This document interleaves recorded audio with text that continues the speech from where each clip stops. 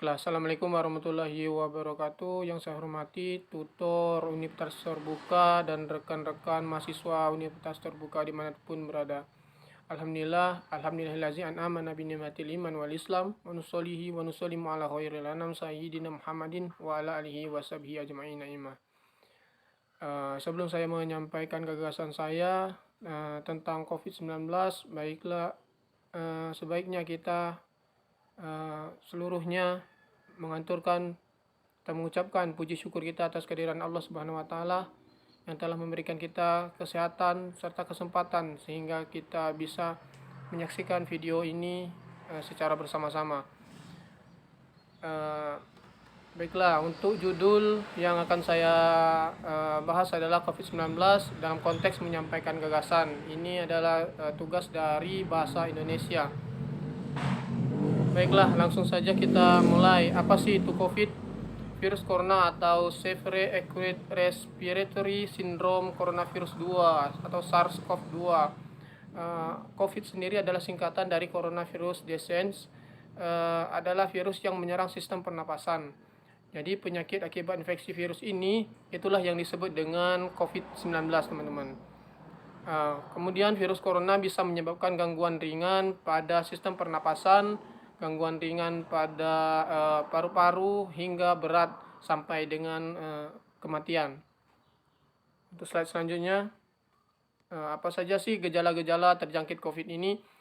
Gejala-gejalanya bisa terkena diare, terus yang kedua bisa sakit kepala, kemudian ada konjungtivitis, kemudian yang keempat hilangnya kemampuan mengecap rasa, yang kelima anosmia atau tidak bisa mencium bau-bau. Kemudian yang keenam ada ruam pada kulit. Dari beberapa gejala tadi tidak serta-merta harus terkena semua. Bisa jadi satu persatu atau dua dari gejala tadi yang saya sebutkan. Kemudian untuk slide selanjutnya, dampak COVID terhadap kesehatan. COVID-19 memberikan dampak yang besar bagi kehidupan masyarakat di berbagai bidang. Salah satu contohnya dalam bidang kesehatan. Pengaruh pandemi COVID-19 dalam bidang kesehatan yaitu tingkat kesehatan menurun karena banyak terpapar COVID-19 dan banyak masyarakat yang stres karena khawatir dan akan tertular virus corona sehingga membuat sistem imun semakin menurun. Jadi dalam dampak kesehatan bagi manusia itu sangat berdampak dan kita sebagai masyarakat harus menjaga kesehatan kita. Kemudian untuk slide selanjutnya, siapa saja sih yang dapat terjangkit COVID-19? Untuk COVID-19 ini tidak memandang usia, baik itu muda, tua, ataupun sudah lanjut usia. Kemudian juga tidak memandang baik itu dari perempuan ataupun laki-laki.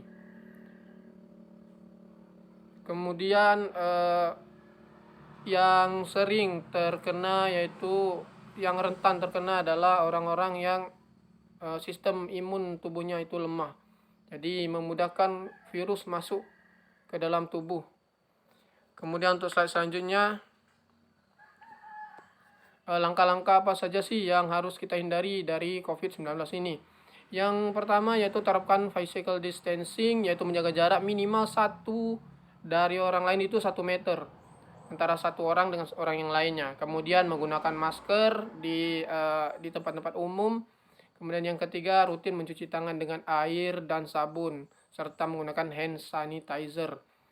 Jangan menyentuh mata, mulut, hidung sebelum mencuci tangan karena itu dapat mempercepat penularan dari COVID-19 itu sendiri. Kemudian yang keempat, tingkatkan daya tahan tubuh, hindari kontak dengan penderita COVID-19. Jadi untuk meningkatkan tubuh ini kita sering-sering berolahraga, kemudian makan makanan yang sehat. Kemudian untuk yang kelima itu tutup mulut dan hidung dengan tisu saat batuk atau bersin. Jadi jika kita sedang batuk atau sedang bersin, kita gunakan tisu untuk menutup mulut kita dan hidung kita supaya virusnya tidak menyebar begitu kepada orang-orang di sekitar kita. Kemudian yang keenam, untuk menjaga kebersihan lingkungan dan kebersihan rumah.